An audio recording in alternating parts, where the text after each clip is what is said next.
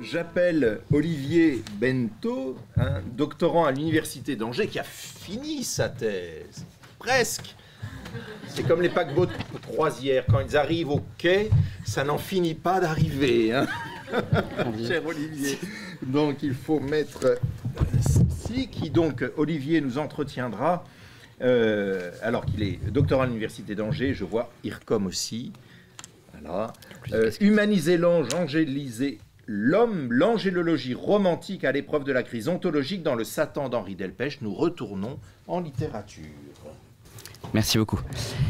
Si la nature angélique dans le système thomiste se veut avant tout cohérente, marquée par un équilibre absolu entre les trois domaines de l'esprit identifiés par saint Augustin, on en a parlé notamment lors de la première journée, la mémoire, l'intelligence et la volonté, comme vous le savez, elle apparaît dans le Satan d'Henri Delpech et c'est peut-être ce qui s'apparente à la première communication mondiale, dirais-je, sur cette œuvre très méconnue, et je suis heureux de mettre en lumière cette immense somme épique qu'Henri Delpech a composée en 1859, magnifique au demeurant. L'ange moderne dans son œuvre apparaît en proie à une identité résolument morcelée. On est bien sûr au seuil de la modernité, tel qu'on l'entend, fragmentation existentielle qui n'est pas sans faire écho aux conséquences de la crise ontologique, selon le bon mot, aux prémices du XIXe siècle, au point de remettre en question non seulement les fondements de la scolastique médiévale, mais surtout de proposer à partir de la figure de l'ange déchu, une grande figure pour le XIXe siècle, une forme de dépassement du cogito cartésien traditionnel. Quoique la tradition théologique ait le plus souvent distingué de façon déterminante l'identité de l'ange d'une part et celle de l'homme d'autre part, on l'a vu, cette classification proprement thomiste des différents éléments de la création se voit confrontée au lendemain de la Révolution à une forme d'ambiguïté identitaire, c'est peut-être le terme le plus important, et d'hybridité ontologique, je renvoie aussi à la communication que j'avais proposée pour Angers Poésie, qui participent toutes deux du processus d'inversion métaphysique et qui renforce nécessairement la confusion entre la terre et les cieux, entre l'idéal et le réel, entre la transcendance et l'immanence, et a fortiori entre l'ange et l'homme.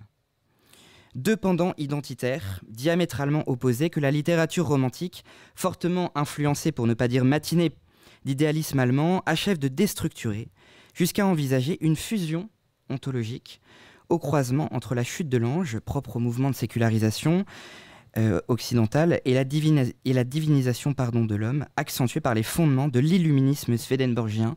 On pourra y revenir.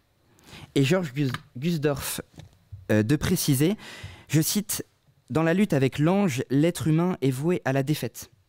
D'autant plus sûrement que l'ange est un autre lui-même, son double ou son ombre, séparé du moi avec un grand M par cette distance nulle et infinie qui interdit au sujet la coïncidence de soi à soi. » Fortement inspiré des représentations novatrices du paradis perdu, duquel s'inspirent fortement les romantiques, véritables architectes du 1er 19e siècle, Henri Delpech ambitionne, à l'instar de Milton, et il le cite, je cite ici Henri Delpech, de donner à chacune de ces créatures spirituelles, et particulièrement au diable, des traits qui les rendent proches, familiers sans doute à cause des sentiments qu'il leur prête. Son Satan, c'est Liliane Crété qui le dit, est doté des sensations, des émotions, des passions qui sont l'apanage des humains. Autrement dit, tout dans la conscience delpéchienne, reflet des débats religieux qui agitent la Restauration jusqu'à l'avènement de la Deuxième République, est question de frontières, on en a parlé hier, poreuses, et de mouvements de dépassement entre deux domaines, l'invisible, l'autre invisible, qui questionnent parfois de façon radicale la nouvelle ontologie moderne, frappée du sceau de la confusion, de l'aléatoire et de l'incertitude. Si cet entremêlement anthropologique ou de facto angélique ou angélologique se cristallise pour Delpech sur la figure de Lucifer, d'où le Satan, figure archétypale du mal du siècle et de ses aspects les plus tiraillés, il se révèle également, et on va le voir à travers la diversité des figures d'anges, Ariel, Abaddon, Sétura, Anatel, qui, au-delà de leurs caractéristiques propres et de leurs fonctions théophaniques, ils gardent les fonctions traditionnelles de l'angélologie, constituent une véritable palette des sentiments humains et des différentes étapes qui entrent dans la dynamique de l'élévation mystique et du rapport à Dieu. À cette pluralité intérieure des anges, qui s'accompagne très souvent d'une variation émotionnelle récurrente, S'ajoute dès le substrat liminaire de l'épopée la fameuse question du sexe des anges, et on va y revenir avec passion, qu'Henri Delpech se permet de greffer à la diégèse de son œuvre, non pas d'abord comme une revendication théologique ou un militantisme antidogmatique, loin de là, mais bien au contraire comme, et il le cite, un simple ressort poétique au service de l'esthétique et du plaisir narratif. Donc on entame notre première partie avec cette fameuse citation « Il était ange encore, mais l'homme était en lui ». La fin du XIIIe siècle est marquée, on a d'éminents spécialistes du Moyen-Âge dans la salle, à l'acmé de la scolastique universitaire, par l'affirmation de ce que Duns Scotus, on ne l'a pas encore évoqué, franciscain de son état, appelle l'individuation angélique.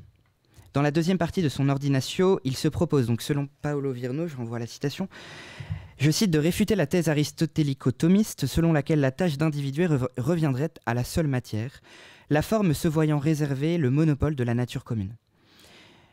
Et c'est la partie la plus importante, la multitude angélique se veut une multitude d'individus individués. Chacun d'eux est une détermination ultime du commun.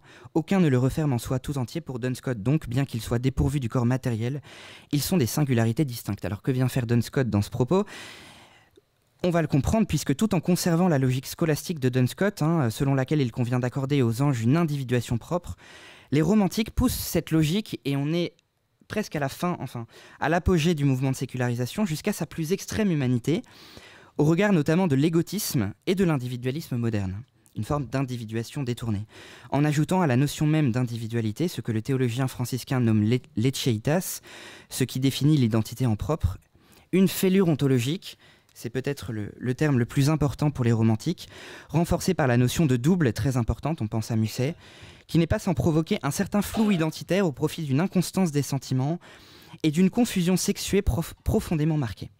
Le cœur de l'ange, jusqu'alors circonscrit à une stricte individuation ontologique, s'ouvre à ce titre à un florilège de sentiments, d'émotions qui le rapprochent sensiblement de la nature humaine.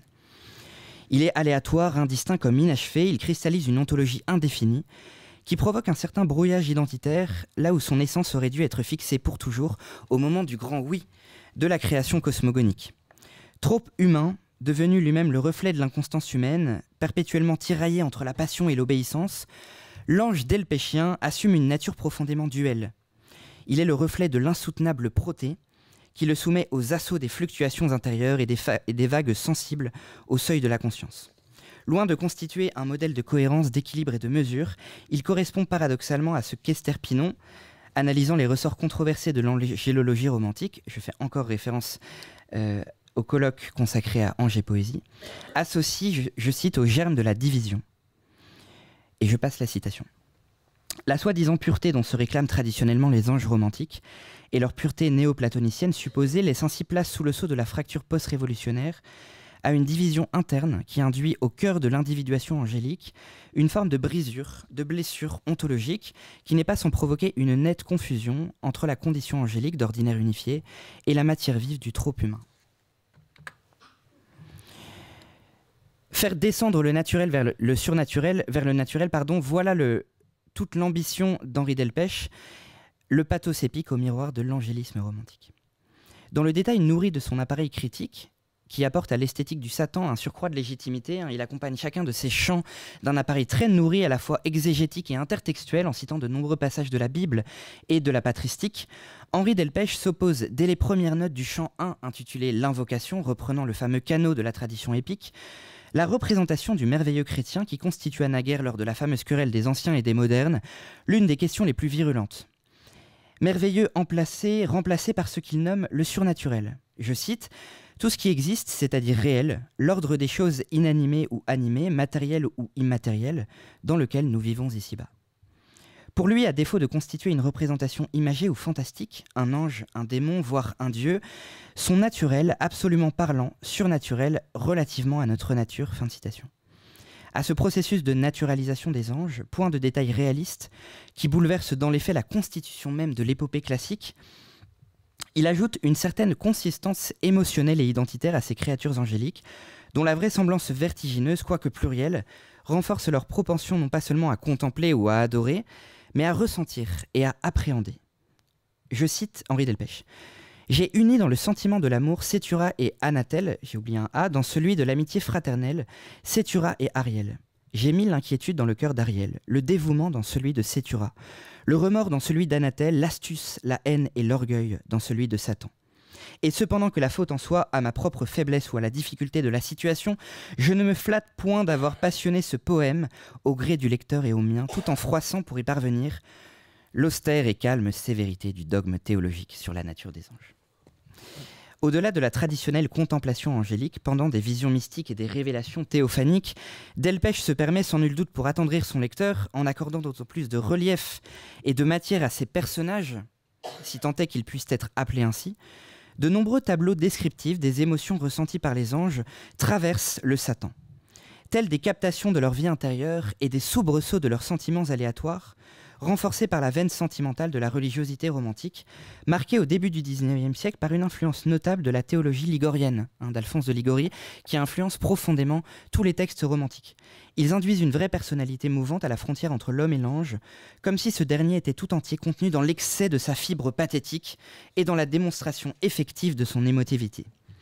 Ainsi en est-il au cœur du chant 6e, lorsqu'Ariel, éprouvé, adresse une série de stances plaintives, la forme la plus adéquate pour retranscrire la gravité du cœur aux âmes du purgatoire.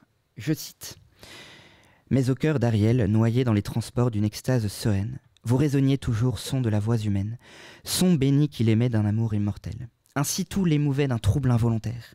Pour maîtriser ses pleurs, il fit un vain effort. » On a plus loin aussi, Ariel arrêta les élans de son cœur, puis les yeux inondés d'une douleur amère.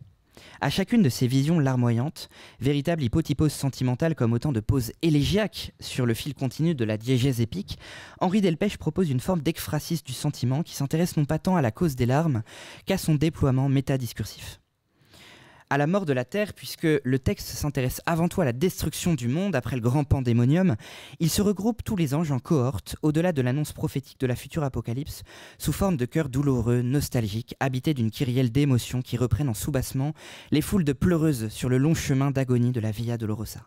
Je cite : « Les anges, à ce bruit lamentable prélude, sur son sens trop certain s'interrogent entre eux, et penchés sur l'abîme avec inquiétude, embrassent l'univers d'un regard douloureux. » Ce lyrisme marqué des anges romantiques, devenus eux-mêmes non seulement réceptacles, mais peut-être plus encore archétype idéal du sentiment humain, l'essence même de l'émotion à l'état brut, ne correspond pas tant ici à une invasion chronique de la pensée romantique, dont la confusion sensible ira même au détour des années 1830 jusqu'à l'entremêlement entre lyrique et épique, selon le brouillage des genres propre à la nouvelle conception romantique de la littérature, qu'à une forme d'accroissement décuplé, un condensé hors norme du sentiment humain renforcé par le caractère naturellement hyperbolique de l'épopée traditionnelle, qui constitue pour Henri Delpech un outil puissant au service de la fibre émotionnelle, ce que Jacqueline de Romilly identifie pour l'épopée à partir du célèbre épisode de la mort de Patrocle, bien connu comme, je cite, la marque exceptionnelle des sentiments exacerbés. On a là une fusion entre le lyrisme et l'épique qui est propre au début du XIXe siècle.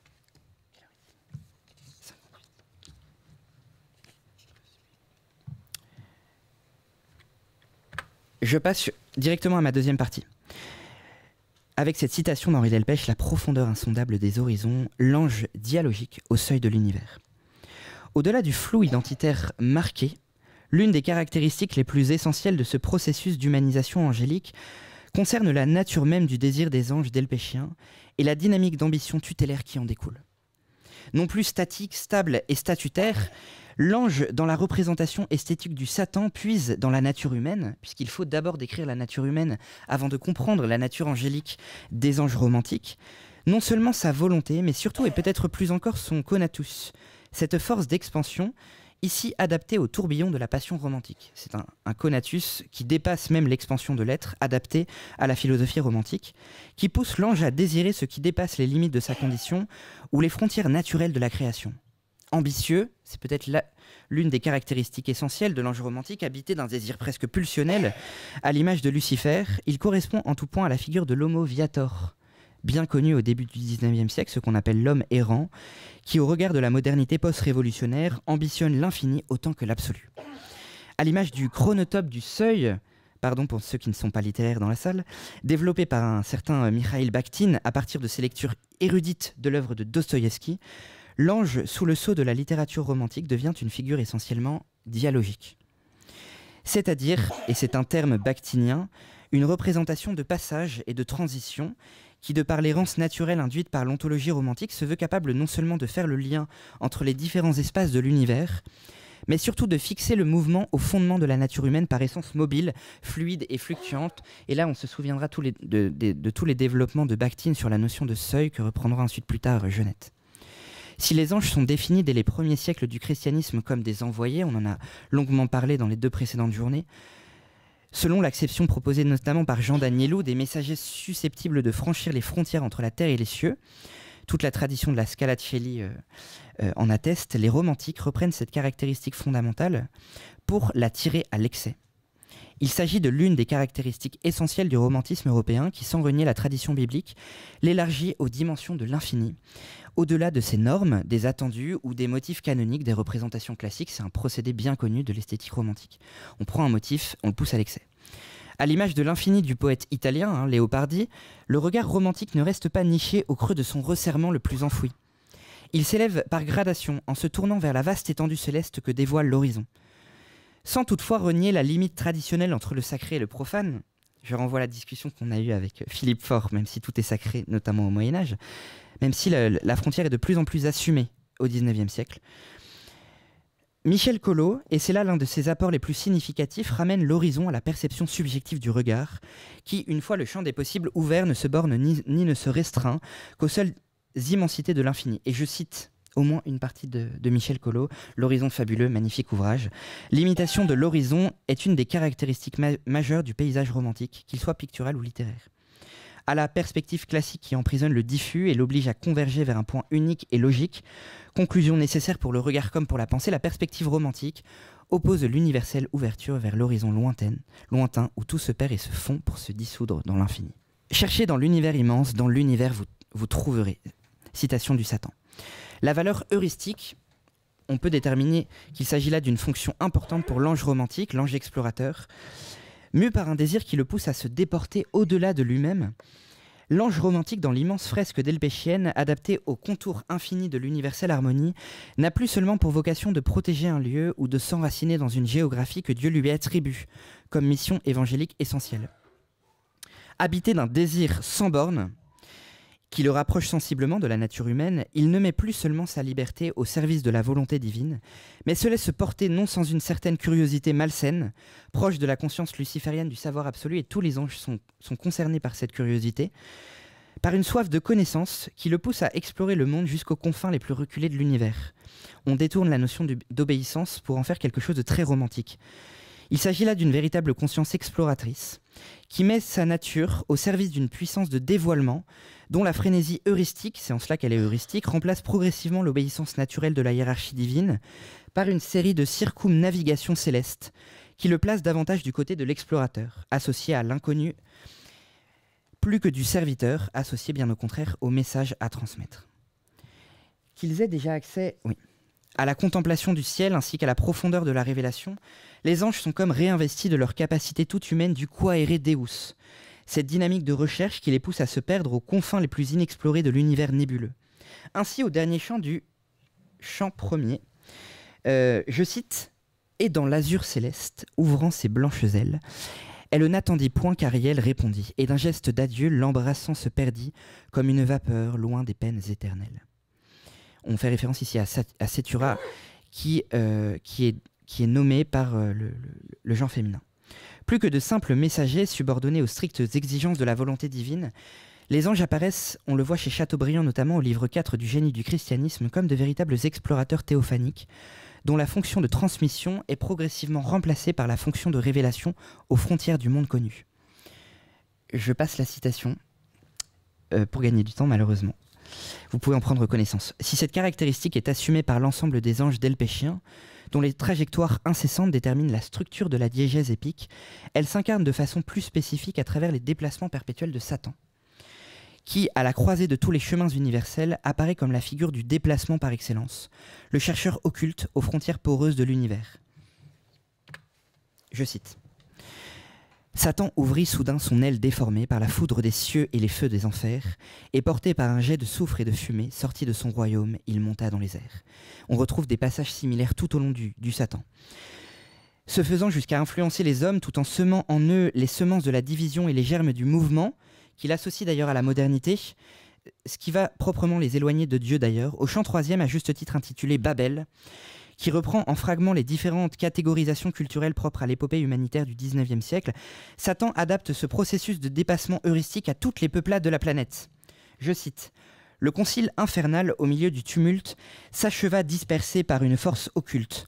L'ombre reprit son calme, et quant aux cieux riants, le soleil s'éleva, Satan l'âme exaltée, saluait du sommet de la tour désertée, les tribus voyageant vers les quatre orients, tous les peuples qui se divisent après la destruction de la tour de Babel. » En invitant ainsi chaque groupe humain à se répandre aux quatre coins de la planète et à accorder leur croyance à des divinités polythéistes aussi diverses que mimétiques, égyptiens, indiens, grecs, romains, on retrouve ici l'esprit de la légende des siècles, il favorise une certaine forme de dépassement des frontières, pour géographique, métaphysique ou culturelle qu'elle soit, le tout placé sous le signe du panthéisme universel et du rejet de la transcendance divine. Ces différents groupes humains vont donner lieu à tous les mouvements qui s'opposent à la religion canonique, naturalisme, matérialisme, empirisme, dans une forme de Babel inversée. Je vais vite pour amorcer ma troisième partie, même si je n'aurai certainement pas le temps de finir, caractéristiques récurrentes. Troisième caractéristique de l'ange romantique, pour une nouvelle sotériologie angélique, le ressaisissement des mauvais anges dans le grand mouvement du salut. Quoique pour les romantiques, le monde soit marqué par un profond désenchantement, on en a parlé ne serait-ce qu'hier, au regard notamment des nombreuses désillusions des années 1840, et ce jusqu'à l'avènement du Second Empire, les grandes épopées visionnaires de la Restauration témoignent aux prises de la figure angélique d'un désir manifeste de parvenir à l'ultime rédemption. Ce que la tradition mystique issue de la théologie paulinienne définit comme ce qu'on appelle l'apocatastase, on pourra y revenir dans l'échange si vous voulez, le désir conjoint de retrouver l'harmonie originelle et plus encore d'abolir définitivement le mal. C'est une des caractéristiques centrales du romantisme. Je passe sur les citations, magnifiques, Pierre-Claude. Indépendamment de toute tentative de théodicée, renforcée par le traditionnel argument de la liberté humaine, la présence du mal en tout ce qu'il symbolise d'arbitraire, d'inique et de dégradant apparaît pour la plupart des grands poètes romantiques, à l'instar d'un Alphonse de Lamartine ou d'un Victor Hugo, comme une injustice criante, pour ne pas dire révoltante, ce qui conduit Henri Delpech à envisager en miroir de la fin de Satan la rédemption des démons et l'expiation du mal. C'est une caractéristique récurrente. J'en avais parlé dans mon article sur le vis-à-vis du colloque Ange et Poésie, ce que j'avais appelé l'antithéodicée. En résulte tout au long de son œuvre résolument humanitaire en forme de sotériologie appliquée aux anges, comme si ces derniers étaient à nouveau ressaisis dans le grand mouvement de la rédemption christique. Il devient ainsi perfectible à l'image des hommes, profondément pécheurs, quoique toujours appelés à la béatitude éternelle. Cette vision d'une sotériologie angélique aussi novatrice qu'originale, une parution d'ailleurs des conférences sur les litanies de la Très Sainte Vierge de Justin de Miekhoff, traduite pour la première fois en 68 par l'abbé Antoine Ricard en France, qui était très peu connu mais qui aura une influence à la fin du XIXe siècle, remet cette question au centre des querelles théologiques de la deuxième moitié du siècle. L'ange, en guise de conclusion, donc selon les trois caractéristiques qu'on a identifiées, l'émotion pure, l'ange heuristique à travers sa caractéristique d'explorateur et puis le ressaisissement des anges dans le grand mouvement sotériologique, n'est au fond qu'un homme comme les autres.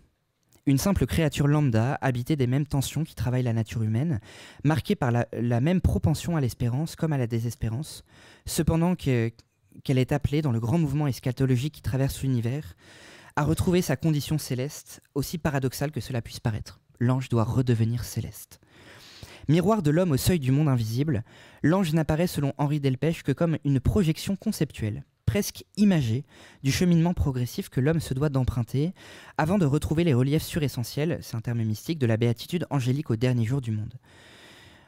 Reflet spéculatif de l'initiation humaine, il n'est considéré en écho à la double nature du système illuministe swedenborgien, on a une association profonde entre l'homme et l'ange chez Swedenborg, que comme une béquille théologique, un moyen purement poétique, et nous renvoyons ici à l'introduction épistolaire entre l'auteur et le cardinal Donnet. Ce qui est fantastique dans le Satan, si vous avez l'occasion un jour de le lire, c'est qu'il remplace la traditionnelle introduction à toutes les épopées classiques par une conversation notamment épistolaire entre lui et le cardinal Donnet, qui était cardinal de Bordeaux dans les années 50.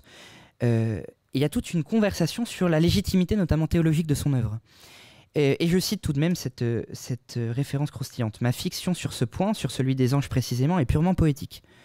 Elle ne s'élève pas à la hauteur d'un dogme, ni même d'une règle générale. » Et là, on voit s'amorcer le mouvement avec toute l'amorce symbolique qu'on a étudiée hier avec les deux dernières communications de la journée. Je cite Donc tout ce mouvement capable d'illustrer les dernières étapes par degrés que l'âme terrestre est appelée à vivre avant que de s'élever jusqu'au cœur de l'harmonie originelle. Profondément progressif, évolutif et changeant, l'ange induit au cœur de sa nature traditionnellement unie une fracture donc à combler qui le déporte sensiblement du côté du désir. C'est peut-être la caractéristique principale de l'ange moderne. Selon les travaux en effet d'Angeliki Garadis, qui caractérise cet ange du désir, l'ange ne peut être compris et pensé qu'à partir de la seule mécanique du désir, ce qu'il appelle la projection du désir, cette force inaliénable qui pousse les figures angéliques de l'épopée delpéchienne, devenues complexes, à désirer l'au-delà d'elles-mêmes, l'au-delà de la simple cohérence identitaire, l'au-delà du seuil, au vu de l'horizon fabuleux qui se dévoile dans le lointain, et l'au-delà de l'apparente perfection angélique, l'au-delà du désir toujours mu, toujours en ébullition, perpétuellement tendu vers l'aspiration à l'infini. C'est précisément ce désir marqué comme un balancier continuel d'une nature à une autre qui fait de l'ange la créature hybride dont nous avons tenté de démontrer toute la plasticité équivoque.